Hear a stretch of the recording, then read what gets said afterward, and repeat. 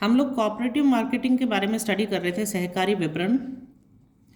और इसके अंदर आज का हमारा टॉपिक है problems and defects of Indian agriculture marketing, यानी कि भारतीय जो कृषि विपणन है उसकी समस्याएं और दोष के बारे में हम आज स्टडी करेंगे। देखिए, जो इंडियन एग्रीकल्चर मार्केटिंग है उसके अंदर बहुत सारी समस्याएं हैं। वन बाय वन मैं आपको डिटेल में एक्सप्लेन करूंगी समस्याएं। तो जो सबसे पहली समस्या और दोष है भारतीय कृषि विपणन में वो है लैक ऑफ ऑर्गेनाइजेशन, संगठन का अभाव है। संगठन का अभाव से क्या मतलब है कि जो भारतीय जो फार्मर है, कृषक जो है, वो क्या बिखरा हुआ है एक तरह से। उनमें संगठन नहीं है, संगठित नहीं है वो सारे। और संगठित नहीं होने के कारण क्या है कि उनका सही मार्गदर्शन नहीं हो पाता है।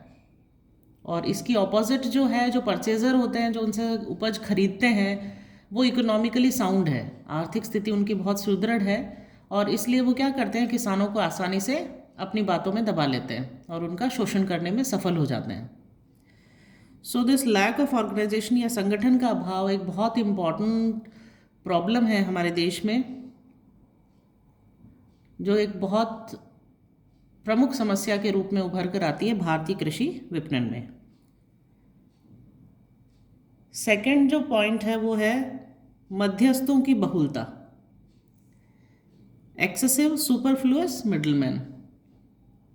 जनरली क्या होता है, किसान अपनी उपज को गांव में बेचता है और जब कृषक अपनी उपज को उपभोक्ता तक भेजता है, यानी कि कंज्यूमर तक जब वो पहुंचती है, प्रोड्यूसर से जब कंज्यूमर तक पहुंचती है, तो उसके बीच में बहुत सारे मध्यस्थ होते हैं।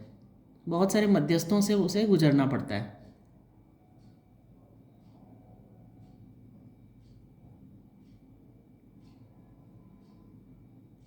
और जो कुछ मध्यस्थ होते हैं वो क्रेता की तरफ से भी काम करते हैं, विक्रेता की तरफ से भी काम करते हैं, और दोनों से कमीशन लेते हैं। अगर हम एग्जाम्पल लेते हैं गेहूं का,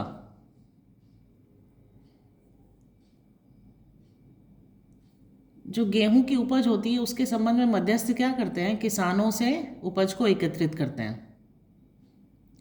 जमींदार होते हैं वो काश्तकारों की उपज को एकत्रित करते हैं, और बहुत सारे मिडलमैन होते हैं। तो ये मिडलमैन क्या करते हैं, ये धोखाधड़ी करते हैं बीच में। जो प्राइजेस या जो जिस कीमत पे वो उपज बिकनी चाहिए उस कीमत पे वो नहीं खरीदते हैं, सस्ते में खरीदते हैं और बाजार में उसको महंगे में ले जाकर बेचते हैं। तो जो किसानों को जो उपज का फ़ायदा मिलना चाहिए, जो उपज का कीमत मिलनी चाहिए, वो उन्हें सही कीमत नहीं मिल पाती है। तीसरा जो इम्पोर्टेंट पॉइंट है, शीघ्र बिक्री की बाध्यता, यानी कि फोर्स्ड सेल्स। जनरली क्या होता है, किसान अपनी उपज को तैयार होते ही बेच देता है, और जब वो तैयार होते ही उसको बेचनी होती है वो फसल, तो उसको उपज का उचित मूल्य नहीं मिल पाता है। और जो मिडिल मैन्स होते हैं, मध्यस्थ होते हैं, उनसे भी वो सही तरीके से शर्त नहीं रख पाते हैं उनके सामने भी।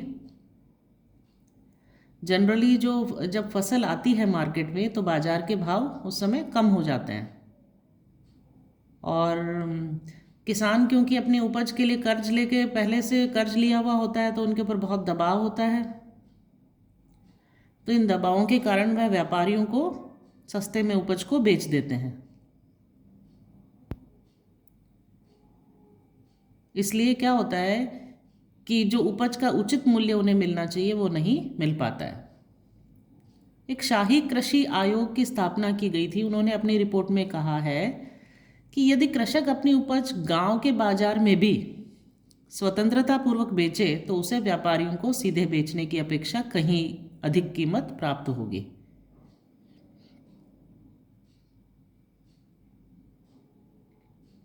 ये शाही कृषि आयोग ने कहा था। तो इसका मतलब ये है कि जो कृषक है हमारा, उसे जो उपज की कीमत मिलनी चाहिए वो असली में नहीं मिल पा रही है। अगली जो सबसे इम्पोर्टेंट समस्या है भारतीय कृषि विपणन की, वो है multiplicity of marketing charges.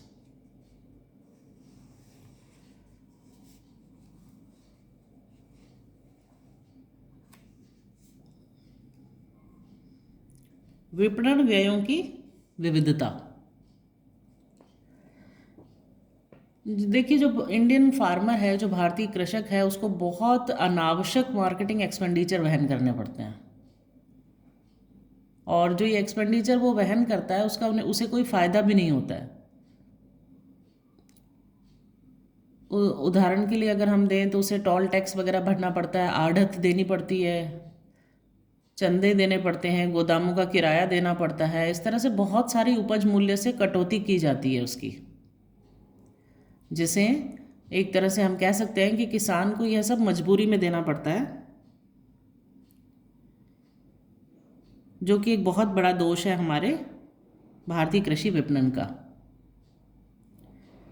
Next जो सबसे इम्पोर्टेंट वो दोष है, वो है defective method of rate fixation, मूल भाव में गड़बड़ी।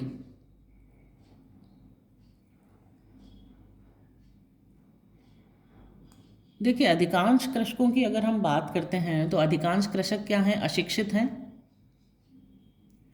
और वो सही तरीके से अपनी उपज का मोल भाव नहीं कर पाते हैं,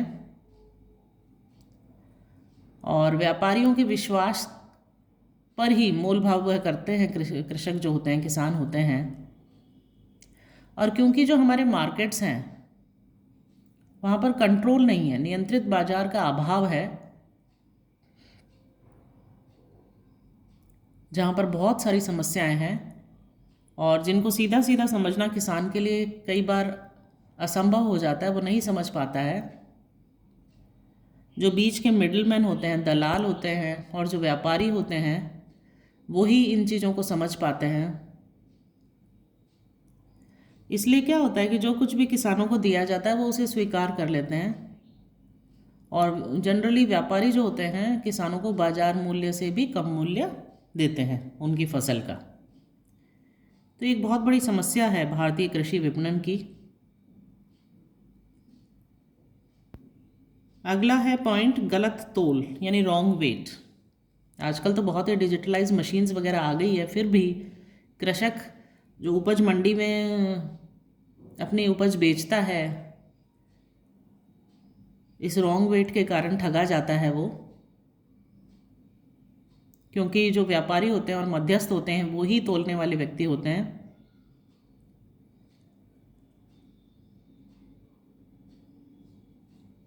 और क्योंकि भारत में जो निरीक्षण और जांच दल होते हैं उनकी प्रॉपर वे में व्यवस्था नहीं है आज भी, तो इसके कारण कृषक को एक समस्या का सामना करना पड़ता है।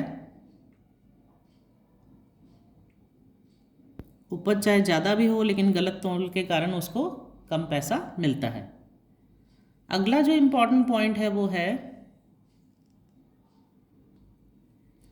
Lack of grading and standardisation of products, यानी माल के श्रेणीकरण तथा प्रमापीकरण का अभाव। जनरली जो फार्मर होते हैं, किसान होते हैं, वो कई किस्मों की उपज उत्पादित करते हैं, और क्योंकि जो भारतीय कृषक है वो अपनी उपज का श्रेणीकरण नहीं कर पाता है, प्रमापीकरण यानी स्टैंडर्डाइजेशन नहीं कर पाता है, क्योंकि उसके पास साधनों का अभाव होता है,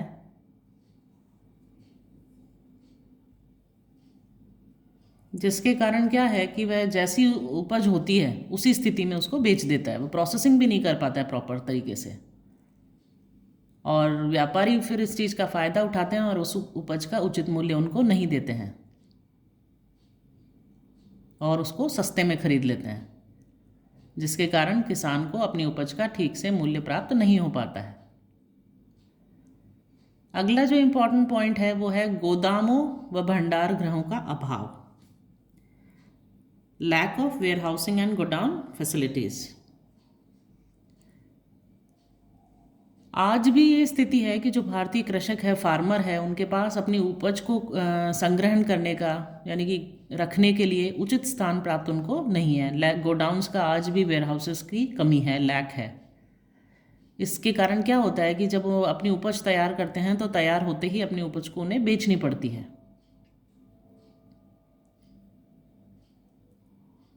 और अगर वो अपनी उपज को ज़्यादा मूल्य पर बेचने की आशा से अगर उसको वेयर हाउसेज में रखने की कोशिश करते हैं, कलेक्शन की कोशिश करते हैं, तो उपज नष्ट हो जाती है, क्योंकि उनके पास सही तरीके के गोदाम और भंडारगृह नहीं होते हैं। अगला जो इम्पोर्टेंट पॉइंट है, लैक ऑफ मार्केट इंफॉर्मेशन, बिक्री संबंधी सूचना का अभाव। गांव में क्या होता है कि कृषि उपज के रिलेशन में जो पर्याप्त और विश्वसनीय सूचनाएं होनी चाहिए वो उन्हें नहीं मिल पाती है किसानों को,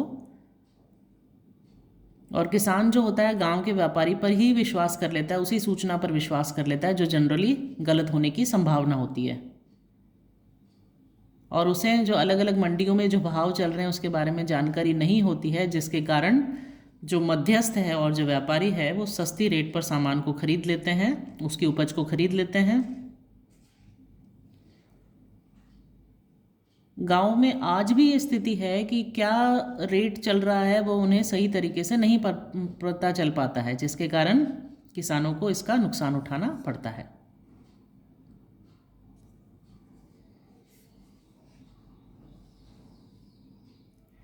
नेक्स्ट जो इम्पोर्टेंट प्रॉब्लम है वो है लैक ऑफ ट्रांसपोर्ट फैसिलिटीज़, यातायात व्यवस्था की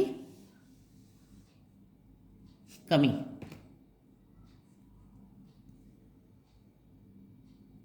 जैसे कि गांव बहुत दूर दूर तक फैले हुए हैं और उपज को मंडियों तक लाने के लिए यातायात जो साधन है उनका आज भी अभाव है, जबकि हम कहते हैं कि हम डेवलप कर रहे हैं, लेकिन फिर भी आज भी जो गरीब किसान है वो अपनी फसल को मंडी तक लाने में असमर्थ होते हैं। और जब जैसे वर्षा ऋतु होती है तो उसमें तो जनरली उनको बहुत नुकसान होता है। तो इस यातायात व्यवस्था की कमी के कारण किसानों को बहुत सारी समस्याओं का सामना करना पड़ता है। अगला इम्पॉर्टेंट पॉइंट है लैक ऑफ मार्केटेबल प्रोडक्ट्स। इससे पहले देखते हैं लैक ऑफ रेगुलेटेड मार्केट्स, नियंत्रित बाजारों का अभाव।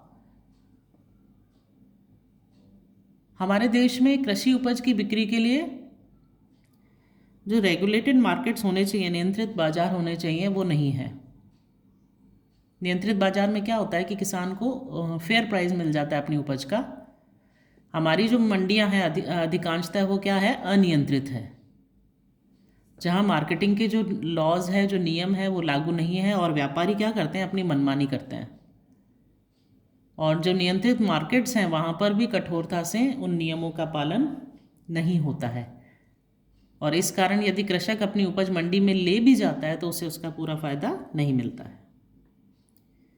नेक्स्ट पॉइंट है विपणन योग्य उपज की कमी, लैक ऑफ मार्केटेबल प्रोडक्ट्स। हमारे यहाँ जो प्रति हेक्टर उत्पादन होता है वो कम है, क्योंकि किसान के पास पर्याप्त भूमि नहीं है। इसके कारण क्या होता है, उसके पास मंडी में बेचने योग्य जो उपज होती है वो बहुत कम होती है, और अधिकांश उपज का वो उपभोग कर लेता है।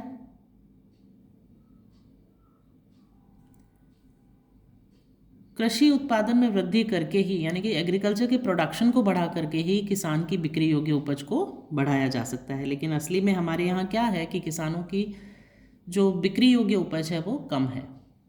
नेक्स्ट इंपॉर्टेंट पॉइंट है बिक्री मूल्य देरी से मिलना, डिलेड पेमेंट्स। किसानों को अपनी उपज का जो मूल्य है बिक्री के तत्काल बाद कई बार नहीं मिल पाता है। जनरली ये देखने में आता है कि व्यापारी किसान को कुछ रुपया पेशगी दे देते हैं और उपज खरीद लेते हैं तथा शेष भुगतान उसको देरी से करते हैं, जिसके कारण किसानों को नुकसान होता है। अगली जो मेन समस्या वो है लैक ऑफ कोऑपरेटिव मार्केटिंग। जो हम टॉपिक पढ़ रहे हैं कोऑपरेटिव मार्केटिंग, सहकारी विपणन व्यवस्था का अभाव। भारत में सहकारी विपणन व्यवस्था का बहुत अभाव रहा है।